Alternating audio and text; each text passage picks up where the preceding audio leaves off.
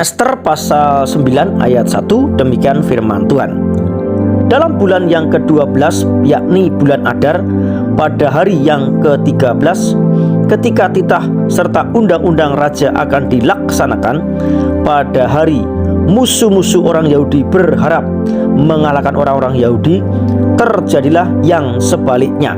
Orang Yahudi mengalahkan pembenci-pembenci mereka. Suara Anak Suporeo hari ini dengan judul Jangan Fokus Keadaan, Fokus pada apa yang Tuhan lakukan. Pertolongan Tuhan atas umat Yahudi sungguh nyata. Pada hari yang sedianya menjadi hari pembantaian mereka oleh para musuh mereka, yang terjadi justru sebaliknya. Perhatikan ayat 1, juga pasal 3 ayat 11. Para musuh itulah yang menemui kebinasaan mereka. Keadilan Tuhan ditegakkan. Kebenaran yang pertama, bangsa Yahudi atau umat Israel itu umat pilihan Tuhan, biji mata Tuhan. Perhatikan Ulangan 32 ayat 10. Sehingga memusuhi orang Yahudi sama juga memusuhi Tuhan. Orang yang menerima Yesus menjadi Israel rohani. Perhatikan Galatia 3 ayat 29. Artinya menjadi biji mata Tuhan yang berhak menerima janji Tuhan. Kebenaran yang kedua, Mordekai dan Ester semakin ditinggikan dan berkuasa di istana Raja Ahasiweros.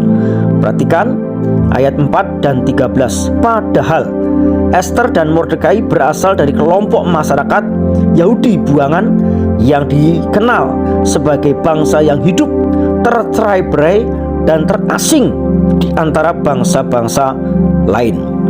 Perhatikan pasal 3 ayat 8. Tuhan terlalu sanggup mengubah keadaan manusia dalam sekejap ketika orang itu menjadi biji matanya. Kebenaran yang ketiga, Mordekai dan Ester semakin memiliki pengaruh yang besar dalam istana meskipun kedudukan raja diemban oleh Ahasiweros. Perhatikan ayat 3 sampai 5, demikian juga ayat 12. Gereja atau orang yang percaya Yesus diberi kuasa dan otoritas dari surga untuk mempengaruhi dunia bagi kerajaannya.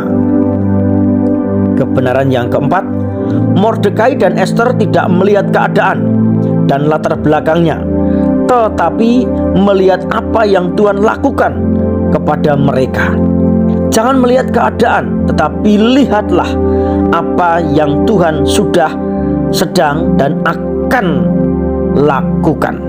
Kekasih Tuhan, kalau hari-hari ini banyak kesulitan, tetaplah setia kepada Tuhan, karena Dia terlalu sanggup mengubah keadaan.